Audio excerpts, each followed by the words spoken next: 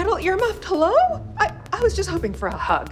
What's going on, guys? I am Joe Deckelmeyer with Screen Rant. We are at New York Comic Con 2024. I'm with Emily Andras, the creator of Wynonna Earp. We are here to talk about Tales of Purgatory from Audible, which is absolutely incredible.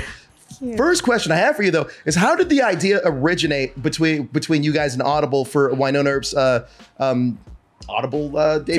Tales from Purgatory.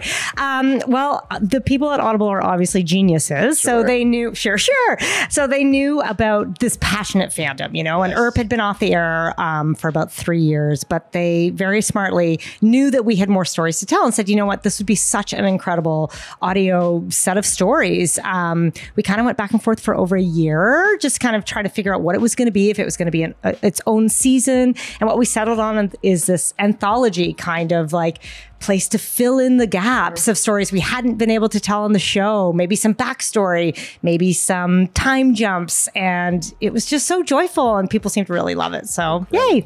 Now, what went into translating our favorite demon fighter into an audio form? And what was the aspect you found the most challenging? I mean, I was really intimidated at the beginning, but I think that's good for a writer. I think if you're not scared, you're not doing it. You don't care enough. But I think just, you know, the truth is the show is a visual medium. There's tons of action. There's tons of quips. We have the beautiful faces of all the cast. So I think just being able to tell a story that still felt like Earp, but was purely auditory was really intimidating. But then once we got going, I realized, oh my God, no budget constraints, right? We can put people on a plane. We can put them on a train.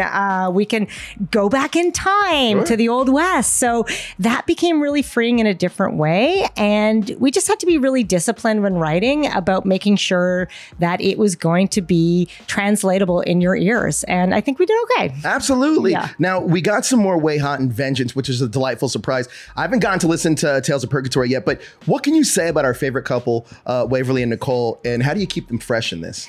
I mean, I think like all the best relationships, what actually works with Wayhaught is that they're quite different. They have different strengths and weaknesses. You know, I heard something the other day that said every relationship needs a golden retriever and a black cat. And I think that's Nicole and Waverly. But what we've done in Tales from Purgatory, which I think will be a huge fan favorite, is we have filled in a gap. There was an 18-month gap where Waverly disappeared into sort of a magical garden and was missing and Nicole was alone. So we've told a story about what Nicole went through, that kind of trauma when Waverly was missing, and it's really sweet, and it's definitely something the fans have been clamoring for. And also just set up a little bit going into Vengeance, maybe that Waverly has a little bit of wanderlust. She is happy in her marriage, but she still has ambition and career aspirations, and I think that speaks to that healthy marriage as well, that she's sort of hoping for things she would never even allow herself to wish for because she knows she has a home and she's so secure. So now, on a similar front, can you talk about the relationship between Wynonna and Doc Holliday as we search for Dollywood in this? Sure. They're both two drunk black cats, by the way. That's partly why it maybe doesn't work as well. I mean, they're so similar. I think that's the truth with Wynonna and Doc. And they're kind of addicted to calamity, right? They're addicted to passion. They're addicted to craziness. So Dollywood, just the journey to get there is so funny because, of course, nothing goes according to plan. Motorcycles are stolen. Plane trips are taken for the first time. Doc Holliday on a plane is pretty amazing, by the way. But I think you really see the joy they have for one another and the trust they have in one another and also the fun. Those are definitely two of our funniest episodes. So incredible. And can you tease some of the elements you think the passionate fan base is going to enjoy the most? I mean, I think they're just going to be so impressed with the performances. There might naturally be some sort of hesitation where you're not looking at their hideous faces, just getting like the best looking cast of all time, right?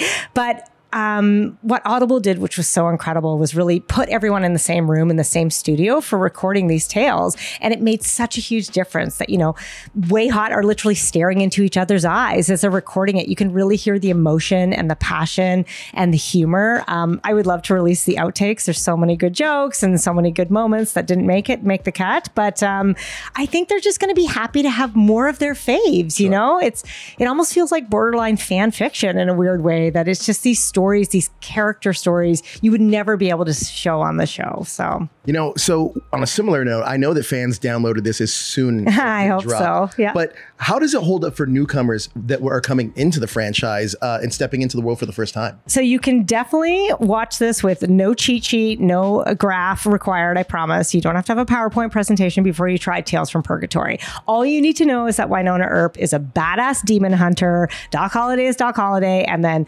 Wynonna's got this little sister who's married to the town sheriff. That's literally all you need to know. And the genre elements are fairly gentle. Like, they're fun, but it's really about these characters. I really think anyone can try them. If you love Audible stories, you're going to love these. If you love genre, you're going to love these. If you love Westerns, you're going to love these. If you're super good looking, you're going to love these. I assume what you are. So you should just love them and try them, guys. Come on. Absolutely. Yeah. Now, I'm really fascinated by the Dolby Atmos technology. It immerses you into the world. How do you think it enhances the experience for listeners? And how do you get the team to utilize and paint the weird soundscape, a weird Westworld soundscape in this Audible? Well, I'm really pleased because I've seen a lot of fans who were uncertain about trying Audible saying, oh my God, I turned it on and it feels like the cast is like right in the room with me. It's actually a little freaky, but also a dream come true. The care that goes into building the soundscapes was amazing. We had this incredible director, Casey Wayland, and just the care he took with things like the motorbike. Like, he would go out with a motorbike and had to figure out how to record it and record the sound when they're talking to each other in helmets and make sure it's accurate, but also like doesn't get in the way of the actual story. But they're complete pros. And I've just been so impressed with the mixing and what have you. And again, it is a completely different feeling, I think, than a TV series. It really kind of bridges the gap between like a book and a movie. Sure. And it just feels like this new kind of type of storytelling we're enjoying again, revisiting and reinventing something older to something brand new. And it's really satisfying. Now, just out of curiosity, writing for something like Audible, does it change the way that the scripts are written? Oh, definitely. I mean, we still wrote them in script format as if we would write a TV, because we are all TV writers, spoiler alert.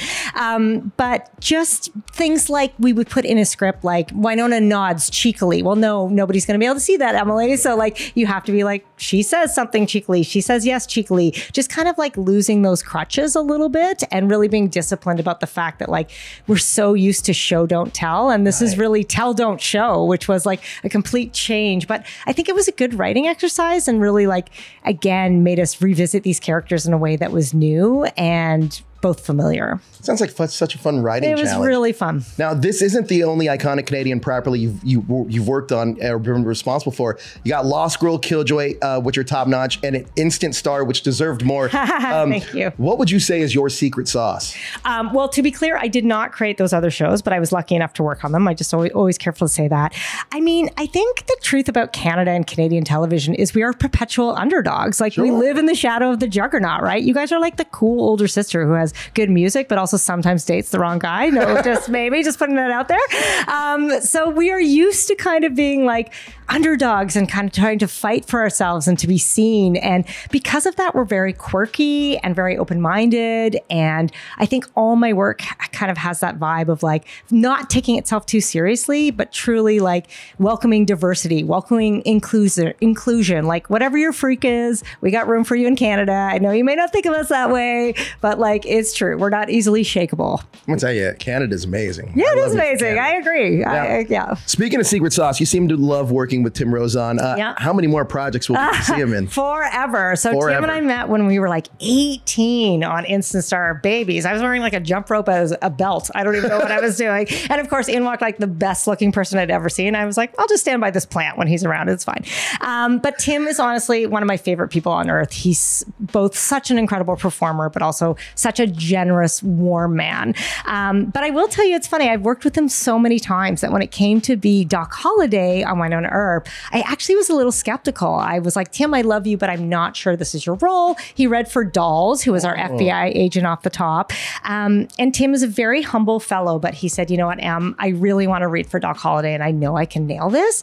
And he freaking did, man. One of the best auditions I've ever seen and changed my mind. And now I like to think that that's one of his most iconic roles. But Look, I know a lot of people say this, but our cast on Wynonna Earp are just incredible people. We all really love each other. We really feel like a family. So anything I'm lucky enough to do again, they can all come and play. That is awesome. I love hearing that. Now, we have the show. We've got the Tubi special and now an Audible series. What's next for Wynonna? An opera? Just kidding. I don't know. What do we got? A stage show. We're in New York City. Broadway, off Broadway, off Broadway. Just me in an alley doing it with some rats, whatever you want.